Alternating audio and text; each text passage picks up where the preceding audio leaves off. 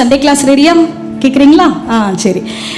என்ன அப்படின்னா ஒரு ஒரு ஆடு கூட்டம், நிறைய ஆடு கூட்டம் வந்து அப்படியே மேய்ஞ்சிட்டே இருந்துச்சான். அந்த ஆடு கூட்டத்தில் திடீர்னு ஒரு சின்ன சிங்கம் வந்து என்ன ஆச்சா, அவங்க தாயை மிஸ் பண்ணிட்டு இந்த ஆடு கூட்டத்தில் தெரியாமல் வந்து திசை மாறி இந்த ஆடு கூட்டத்தில் வந்துருச்சான். அப்போ அந்த ஆடு கூட்டத்தில் வந்த உடனே அது சின்னதாக இருக்குதுல்ல, ஸோ வளர வளர வளர அந்த ஆடுகளோடு அதுவும் சேர்ந்து அந்த சிங்கம் வந்து வளர ஆரம்பிச்சிச்சான். படிப்படியாக ஒவ்வொரு ஸ்டேஜ்லையும் அந்த ஆடுகளோடு சேர்ந்து வளர ஆரம்பிச்சிச்சான். அந்த சிங்கம் என்ன பண்ணுமா, ஆடு வந்து பச்சை இலையெல்லாம் சாப்பிடும் இல்லையா, அந்த பச்சை இலையெல்லாம் சாப்பிட ஆரம்பிச்சிச்சான். அப்போ இந்த சிங்கமும் என்ன பண்ணுமா, ஓ இதுதான் நமக்கு ஆகாரம் சொல்லிட்டு அந்த சிங்கமும் அந்த ஆட்டு பின்னாடியே போய் அந்த பச்சை இலையெல்லாம் சாப்பிடுமா.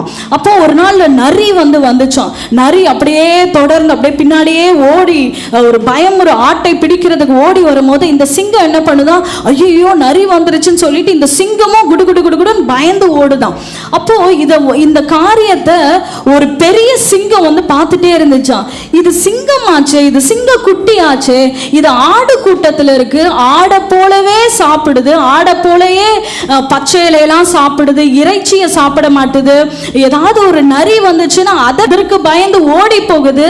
இது சிங்கம் ஆச்சே, இதுக்கு எப்படியாவது நான் சொல்லணும், இது நீ சிங்கம் அப்படின்றத அதுக்கு காண்பிக்கணும் அப்படின்னு சொல்லிட்டு ஒரு நாள் அந்த சிங்கத்தை கூப்பிட்டீங்க வா ஏன் அப்படின்னு சொல்லிட்டு ஒரு நதி இருந்துச்சான். அந்த நதியில இங்க வா நீ யாருன்றதை காட்டுறேன் அப்படின்னு சொல்லிட்டு அந்த நதியில அந்த சிங்கத்தை வந்து கூப்பிட்டு இங்க பாரு, நீ கீழே குனிஞ்சு பாரு அப்படின்னு சொல்லிச்சான். அப்ப பார்க்கும் போது அந்த சிங்கம் எப்படி இருக்கோ, பெரிய சிங்கம் எப்படி இருக்கோ அதே போல அந்த சிங்கத்தோட முகமும் அப்படியே இருந்துச்சான். அப்பதான் சொல்லுச்சான், நீ சிங்கம், நீ ஆடு இல்ல, நீ சிங்கம், நீ பச்சை இலைகளை சாப்பிட வேண்டிய நபர் அல்ல.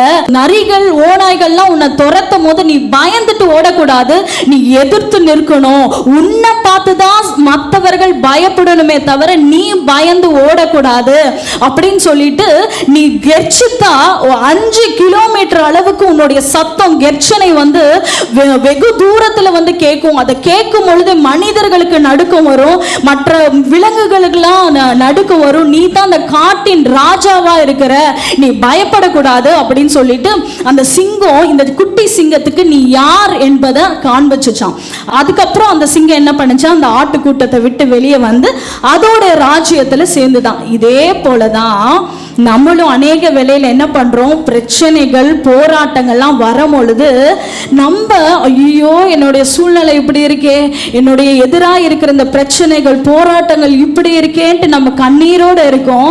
ஆனா கர்த்தர் சொல்றாரு, சத்ருவினுடைய சகல வல்லமைகளை மேற்கொள்ள அதிகாரம் கொடுத்திருக்க ஆண்டவர் அதிகாரம் கொடுத்திருக்காருங்க. நம்ம பயந்துட்டு இருக்கிற அவசியமே இல்லை. ஏன்னா கர்த்தர் நம்மளை எப்படி வச்சிருக்காரா, ராஜாக்களாகவும் ஆசாரியர்கள் ஆண்டவர் தெரிந்தெடுத்திருக்கிறார். அப்போ இந்த ஐடென்டிட்டி நம்ம யார் என்றதை நம்ம அறிந்து கொண்டோம்னா நம்ம வாழ்க்கையில வெற்றி பெறுவோம். ஆமென்.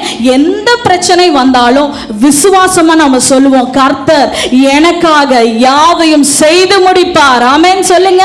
கர்த்தர் எனக்காக யாவையும் செய்து முடிப்பார் என்று விசுவாசத்தோட சொல்லுவதற்கு நம்ம ஆண்டவர் ட்ரெயின் பண்ணிட்டு இருக்காரு. ஆண்டவர் ஒரு காரியம் சொல்றாரு, இந்த சின்ன விதை கடுகளவு விசுவாசம் என்ன பண்ணுமா, இந்த மலையை பார்த்து சமுத்திரத்துல தள்ளுண்டு போன்னு சொன்னா அப்படியே நடக்குமா.